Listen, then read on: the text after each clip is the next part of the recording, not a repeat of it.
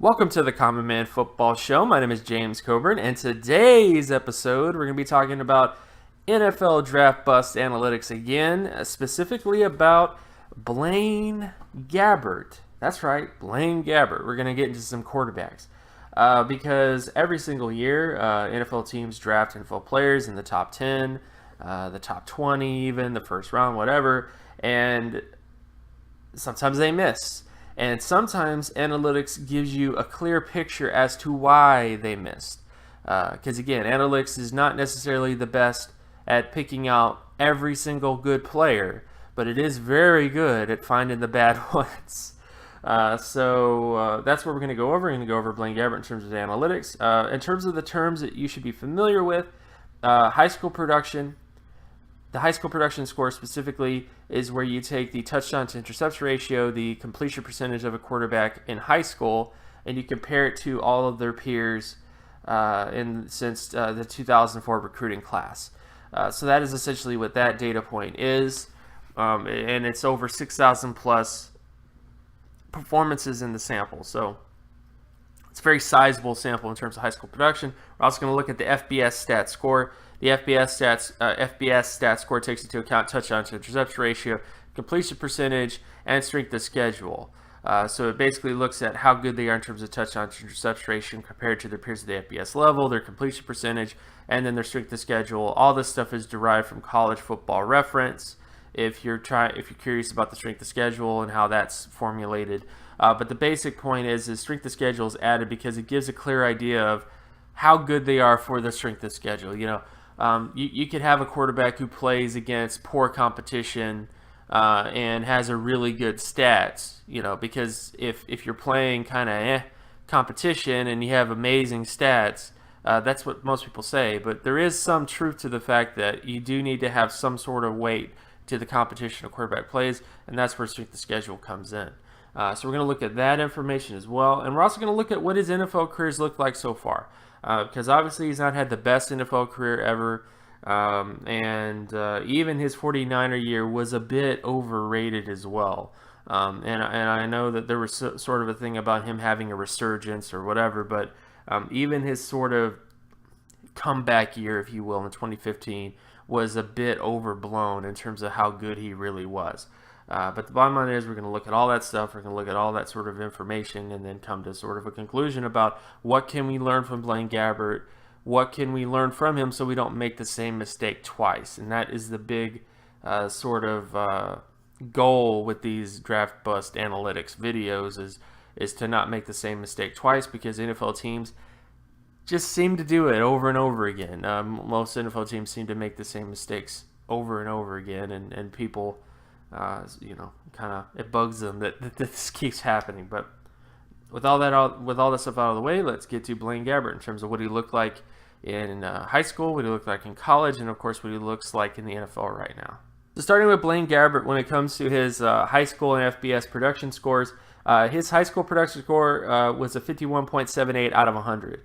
Based on my data since the 2004 recruiting class, and specifically the 2007 NFL draft class, 100% of long-term starting quarterbacks within that time span had at least a 69 score or higher when it comes to their high school production score, with 100% of multiple Pro Bowl quarterbacks having at least an 84 or higher score when it comes to their high school production score. Blaine Gabbert had a 51.78. So he did not meet the long-term starting threshold in terms of quarterbacks coming out of high school, nor did he hit the Pro Bowl threshold when it comes to quarterbacks coming out of high school. So from the very get-go, he had things pointing towards with him based on his high school production score.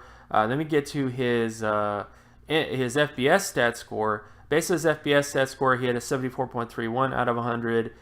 Based on the data going back to the 1958 NFL draft class, the starting quarterback threshold is 26 or higher. 26 or higher, around that area is kind of where Jake Delhomme is and other sort of quarterbacks that took a little bit of time to develop. And then, of course, we had the Pro Bowl quarterback threshold of 80 or higher.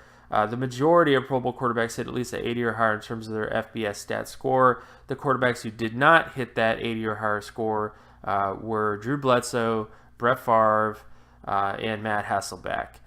Those are the only quarterbacks, and also Michael Vick. But the majority, about 90% of multiple Pro Bowl quarterbacks since 1958, hit at least 90 or 80 or higher, excuse me, in terms of the FBS stat score. When it comes to Blaine Gabbert and when it comes to the context of him, his college production hit the long-term starting threshold, but did not hit the Pro Bowl starting threshold when it comes to quarterbacks. Or at the very least, he would have to have become an outlier to become a Pro Bowl quarterback based on his FBS stat score. But he already had negatives in terms of his high school production. So the basic point is coming out of college into the NFL, Blaine Gabbert did not look like a long-term starting quarterback based on paper. The biggest crux of this argument comes from his high school production. The fact that he didn't hit the long-term starting threshold in terms of his high school production kind of ends whatever he did in college would not have been enough to really help him out in that regard, because he didn't hit the bare minimum sort of thresholds he needed to hit in terms of high school production. But even his college production, his FBS production, was also not really where it needed to be in terms of Pro Bowl and All-Pro levels. Because again, if you're going to draft a quarterback in the top 10, you want a quarterback that has the potential to be a high-quality NFL player, a very good chance of becoming a high-quality NFL player. And the fact that Blaine Gabbert didn't really look like that coming out of college, when it comes to his FBS stat score. So even if he did have a very good high school production score, he still didn't look like a high-quality NFL player coming out of college. So already there's a lot of stuff with Blaine Gabbert in terms of his college production, which indicated someone that most likely was not going to become a long-term starter, let alone a high-quality NFL player. Then, of course, we get into his NFL production. And again, this is more so to show you this is what he looked like in high school and college. This is what he looks like in the NFL right now. Blaine Gabbert has not been good. I mean, that isn't a very controversial take to make at this point. But based on what he did in 2011, 2012, and 2015, which were years in which he was able to register enough starts to count on statistics, he just wasn't very good in terms of his statistics.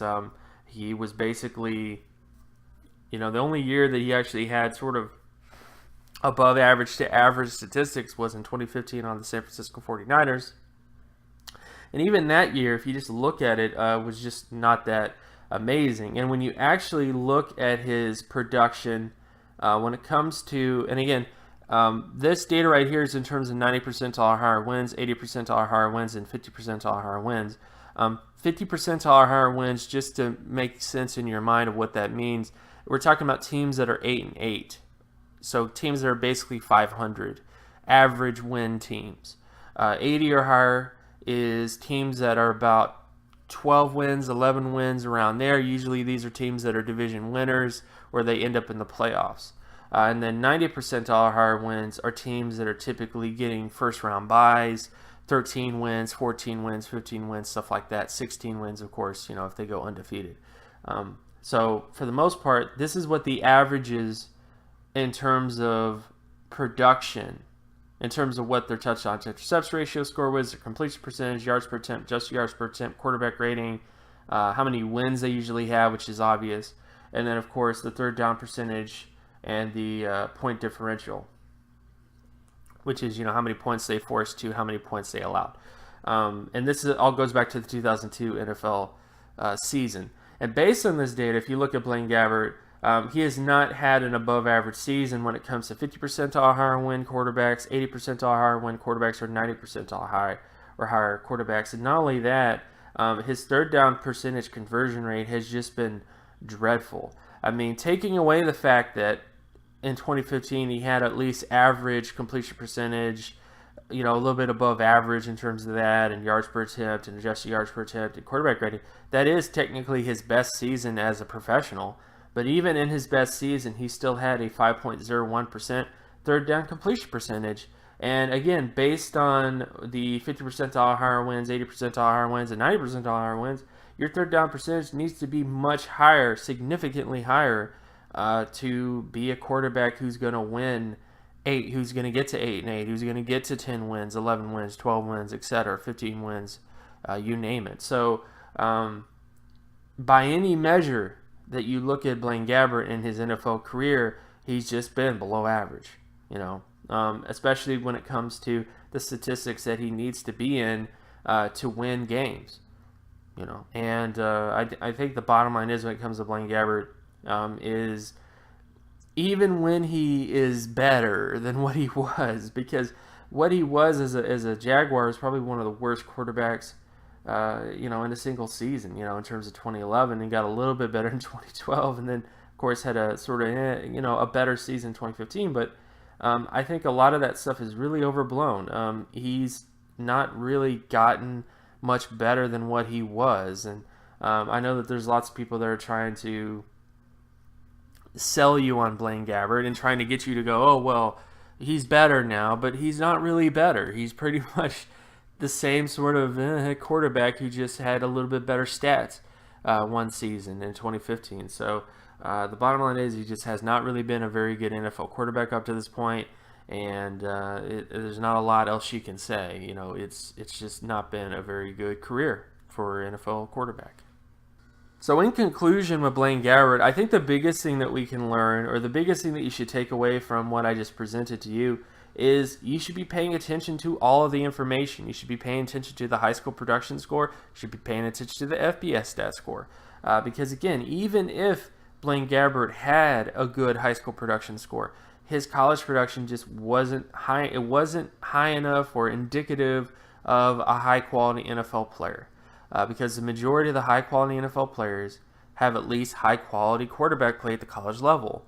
And the biggest issue with Blaine Gabbert is that sort of issue, is that he was never a high-quality college player. He was never a high-quality high school player, obviously, and he got drafted really, really high by the Jaguars, and ultimately they kind of paid the price for that one. So, again, when you're doing quarterback evaluations, I'm not saying to just disregard film. Film is a big part of evaluation. It's a big part of everything when it comes to NFL evaluation. But you need to check things. You need to check facts. And especially the fact that, these are facts. I'm not presenting fake information here. Blaine Gabbert is someone who, based on his data, should never have been a first-round pick, should never have been a second-round pick, a third-round pick, a fourth-round pick, or even really a day 3 pick. Because based on his high school production and based on his college production, this is someone who had about a 0% chance of becoming a long-term starter at the NFL level. And if a quarterback has a 0% chance of becoming a starting NFL quarterback, why would you draft that guy? I'm just saying, especially drafting him as high as they did. So again, if you wonder why NFL teams kind of continue to make mistakes like this, or why busts happen, this is kind of why they happen. Is when NFL teams don't pay attention to information, they get caught up with all this superficial stuff about quarterbacks. Oh, he's handsome. Oh, he looks good in a uniform. He has a good-looking girlfriend, so he has confidence. Like, if you pay attention to that stuff, you're gonna miss a lot of quarterbacks, because it doesn't really matter what they look like. It doesn't matter what their girlfriend looks like. All that really matters is what they do on the football field, the results that they put up on the football field. And I think Blaine Gabbert is one of those guys that I think kind of fell to, his looks and stuff like that, than what he actually was able to do on a football field. And ultimately, the Jaguars paid the price for that one. So again, my name is James Cobern. You can find my work at draftcoburn.wordpress.com. You can also follow me on Twitter at Geometrics. And if you like this content and you want more content like this, be sure to leave a like and subscribe. Share this video as well with anybody that you know, and I'll talk to you guys in the next video. Peace.